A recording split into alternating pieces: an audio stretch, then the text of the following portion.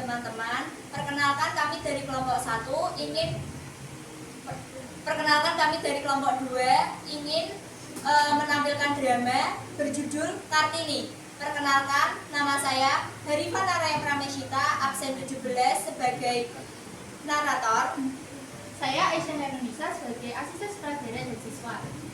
Saya Akila Sikumia, absen 5 sebagai ibu Mini. Saya Adalia Rahmawati dari absen 8 sebagai Rosa. Saya Citra Widya Kartini, absen 10 sebagai ibu Kartini atau Naswa. Saya Dinda Amelia Lestari nomor absen 11 sebagai guru dan asisten. Saya Fatia Fadila Tunisa sebagai siswa dan siswa. Saya Trini Shalazamira absen 15 sebagai Kakinde. Saya Syana Syana dari absen 16 sebagai wanita perguruan tinggi 1. Saya Junisa Naswa Syarifah sebagai Trinil atau Kartini. Saya Maulana Wiyati dari absen 21 sebagai Bupati Rakyat Tunggal dan Siperta. Saya Nadia Gasani dari absen 23 sebagai narator. Saya Naila Risma Juleka absen 25 sebagai siswa dan perkap. Saya Naya Latifah Zahra absen 26 sebagai bapak. Saya Katik Kasaki, absen 28 sebagai siswa dan superkap. Saya Sajika Hadianto nomor absen 29 sebagai Stella. Saya Syana dari absen 30 sebagai wanita perguruan tinggi 2. Selamat menyaksikan teman-teman.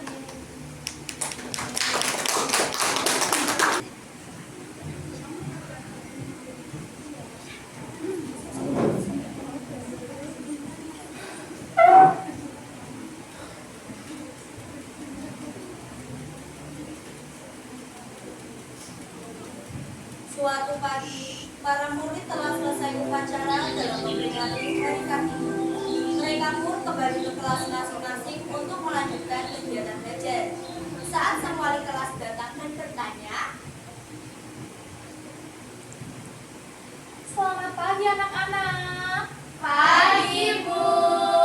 Gimana kabarnya hari ini? "Baik."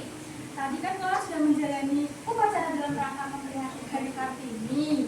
Di sini saya mau nanya, di antara kalian semua, ada apa yang tahu apa saja perjuangan yang telah dilakukan oleh RA Kartini untuk wanita Indonesia?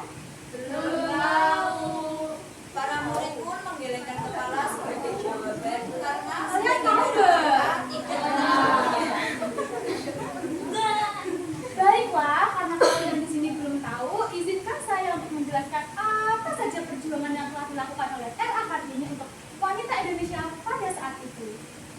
Kartini yang kini menginjak usia 12 tahun semakin menyadari batasan Indonesia. Dirinya sebagai perempuan menjalani keinginan belajar semakin berlebih. Namun akan itu tenang saja. Ia hanya bisa menjaga ideal yang disebutkan orang yang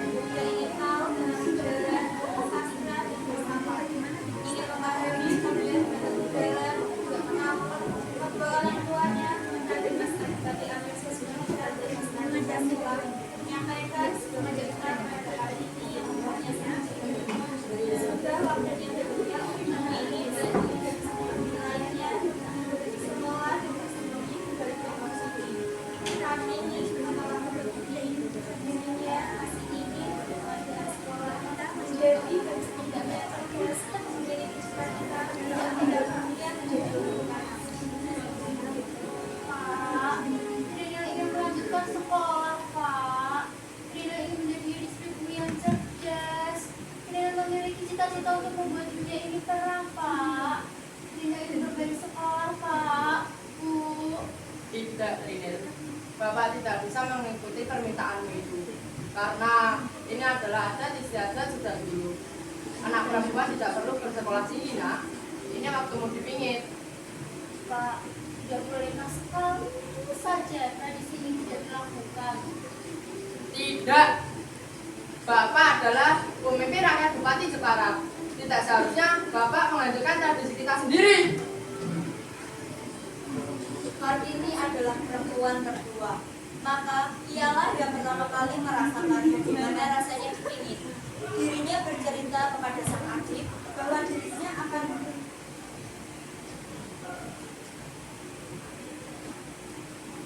Kemudian Kartini mengadu dan bertanya kepada ibunya, mengapa dirinya harus dipingit?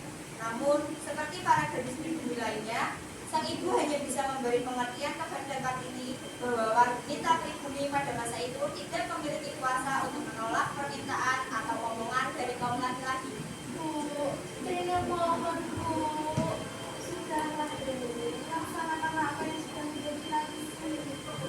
Kau akan mengerti mengapa semua itu dilakukan ya. Kartini adalah anak perempuan tertua, maka ialah yang pertama kali merasakan bagaimana rasanya dipingit. Dirinya bercerita kepada sang adik bahwa dirinya akan dipingit.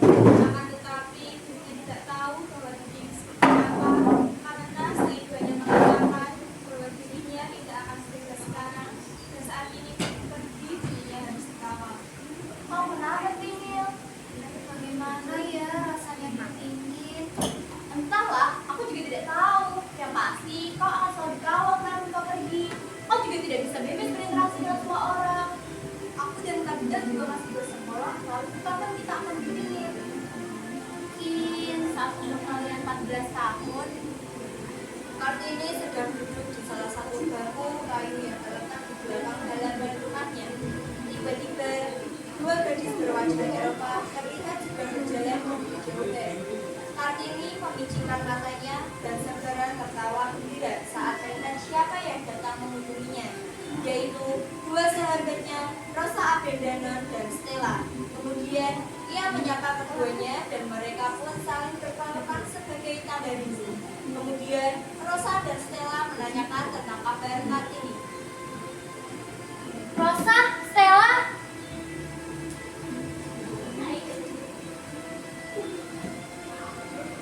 Kartini, bagaimana kabarmu? Secara fisik, aku memang baik-baik saja.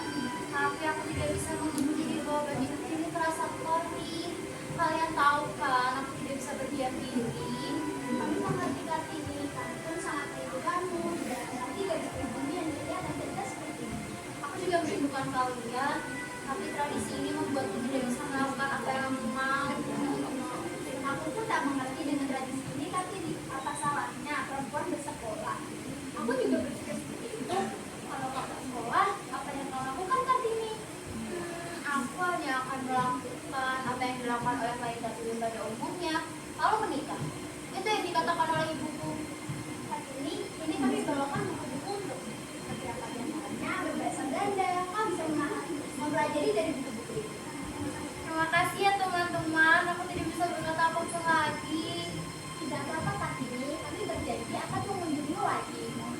Hari-harinya pun hanya berisi dengan semua hal yang katanya harus bisa dilakukan. Memang gitu ya Kartini. Misalkan belajar bahasa Belanda melalui buku-buku yang diterima oleh sekolahnya, sekolahnya dan mereka juga bisa diperbaiki bersama-sama. Namun ketika kalian seperti adiknya menjawab dan menjadikan Kartini bahwasanya tak akan juga tidak ketahuan oleh ayah dan ibu. Dan kemudian Kartini menghubungi adik sang ayah.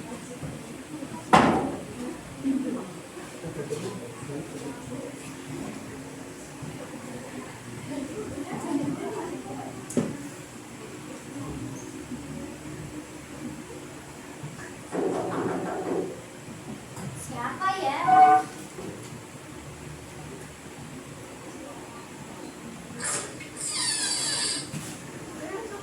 Kak Dinda, begini apa yang kalian lakukan di sini?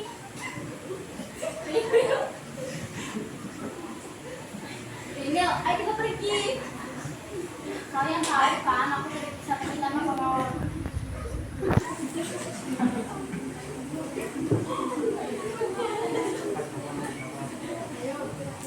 Maka dari itu, jangan sampai kita ketahuan. Sudahlah, ayo kita pergi, kita mengawalmu. Baiklah. Kartini menyetujui ajaran Kasida. Ketiganya pun berjalan di desa bersama menemani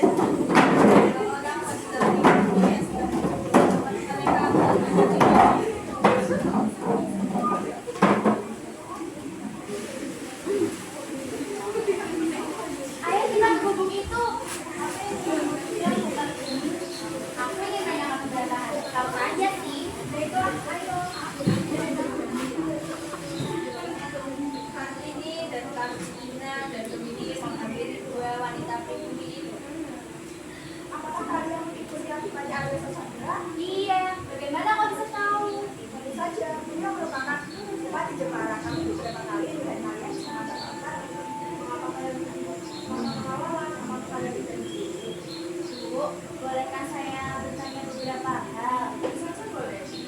Apakah dingin adalah hal yang harus dilakukan oleh seluruh ibu di sini? Tentu saja, itu merupakan tradisi dan tidak jangan yang lain kita.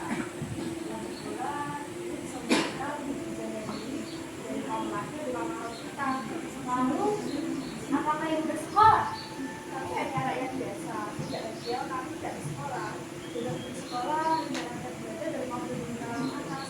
Lagi pula bukan kalau kami tidak pergi di sekolah. Suatu saat mereka akan menikah dan kembali melakukan tugas yang seharusnya dilakukan. Baiklah Bu, terima kasih ya. Beberapa hari kemudian, Kartini melihat Rosa yang sedang duduk di sebuah bangku yang berada di dekat sebelahnya.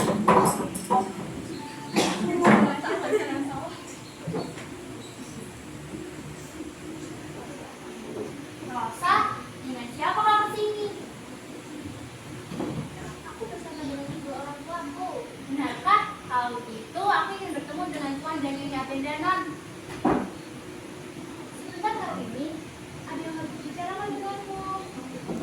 Aku harus pergi Kartini. Apa maksudmu, Rosa? Aku ingin melanjutkan sekolahku di Belanda. Aku ingin meraih pendidikan yang lebih tinggi. Lalu bagaimana dengan Ani, Stella, dan Santo? Mereka juga akan pergi. Sebenarnya kami ingin mengajakmu ke Belanda. Tapi kami sadar, kau tak akan diizinkan untuk pergi. Tidak tahu harus bagaimana lagi. Aku tidak ingin berpisah dengan kalian. Tidak apa Kartini, kita mendidik segala sesuatu. Hari-hari dilewati oleh Kartini dengan lebih bersemangat. Dia selalu berbincang dengan sahabat-sahabatnya, termasuk Tuan dan Nyonya Atendanan.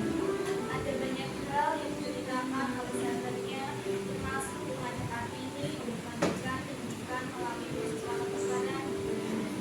Sang ibu menghampiri Kartini, dan Kartini pun menanyakan kepada ibunya mengenai beasiswa peperangan. Bu, menurut Ibu, bagaimana dengan beasiswa kedokteran ini, Bu? Untuk apa kamu melakukan sekolah? Lalu, kan sekolah adalah keinginan kamu pergi dengan adanya beasiswa yang artinya bapak dan ibu tidak menanggung pembayaran. Tapi nak, kamu adalah perempuan, kamu sudah dewasa. Apa maksud ibu? Kenapa kamu tidak menikah saja dulu? Menikah? Bu, bukankah Ibu tahu, Trinil ini memiliki mimpi untuk membangun sekolah bagi kaum pribumi. Kalau Trinil menikah dan tidak bersekolah, bagaimana dengan mimpi Trinil, Bu? Kamu sudah cukup. Bahkan, berasal dari ada wanita berumur 24 tahun yang menikah di sekarang. Sudah saatnya kau berhenti di pimpinan. Ini Bu, tentu apabila kamu menikah, kamu akan berhenti di karena sesungguhnya menikah itu adalah untuk melindungimu. Dan sesungguhnya ada seseorang yang sudah ingin melunakmu. Siapa orang itu, Bu? Dia adalah Raden Mas Adipati Adolf Suci Pujoyo Akhirina, Bupati Raja Tunggal. Saya ingin menemuinya terlebih dahulu, Bu. Ada beberapa hal yang ingin Trina katakan. Kartini, kedua orang tuanya, dan adik-adiknya pun berdiri di ambang pintu. Pada menunggu kehadiran sosok yang sudah ditunggu-tunggu. Jantung Kartini berdegup kencang, pikirannya kacau, dan ia masih belum siap. Bagaimana jika lelaki itu akan menghambat mimpinya?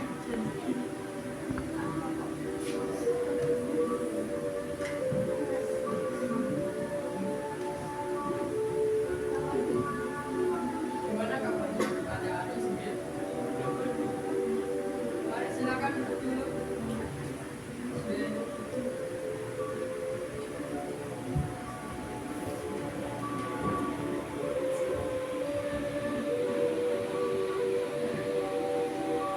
Sehingga bangga di mata Aryo sudah mengetahui maksud dan tujuan saya bertemu dengan Kartini.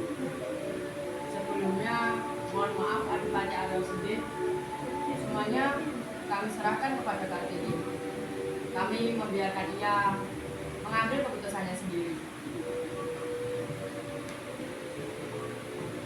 Pak, Bu, bolehkah saya berbicara berdua saja dengan Adipati Aryo Sudin? Baiklah.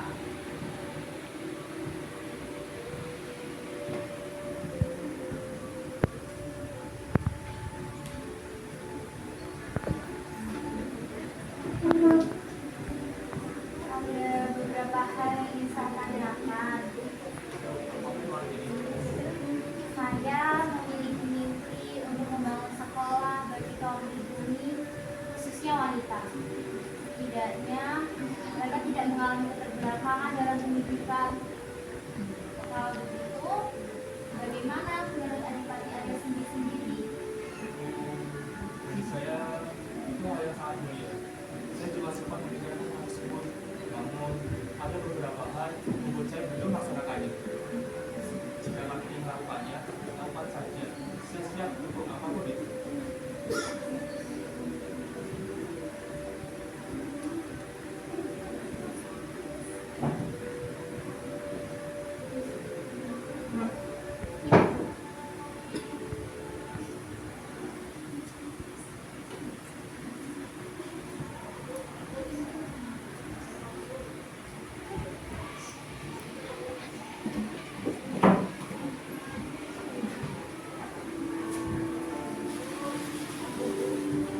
Jejak Kartini.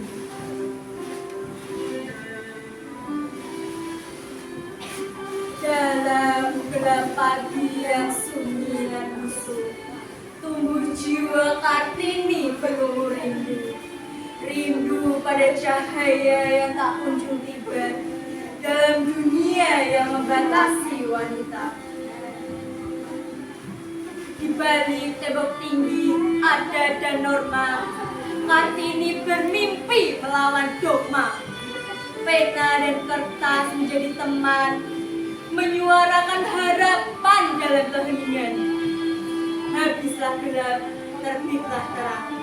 Seruan jiwanya yang mengembang lantang, tak gentar oleh batas dan hina, memijarkan semangat yang tak pernah sirna. Untuk kaum wanita yang terbelenggu, Kartini membawa asa yang teguh bahwa pengetahuan bukan hanya milik pria, tapi hak semua yang ingin bermakna. Kini namamu abadi dikenal, menjadi pelita yang tak pernah padam. Jejakmu adalah perjalanan cahaya, menggugah bangsa menuju kemerdekaan jiwa.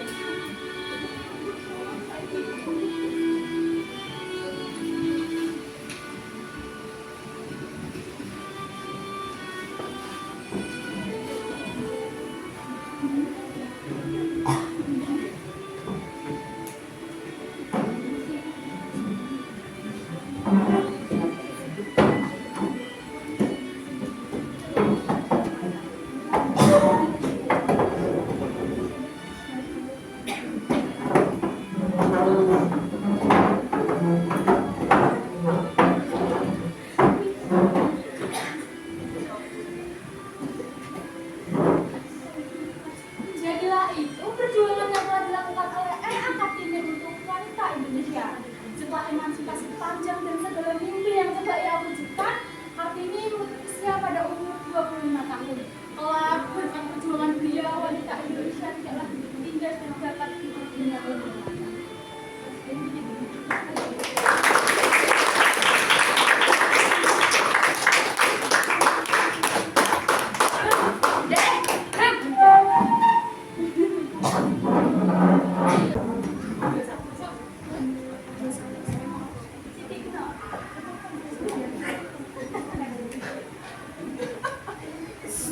Sekian drama dari kelompok 2. Adakah yang ingin Sekian drama dari kelompok 2. Terima kasih buat teman-teman dan Bu Ida sudah menonton. Wassalamualaikum warahmatullahi wabarakatuh.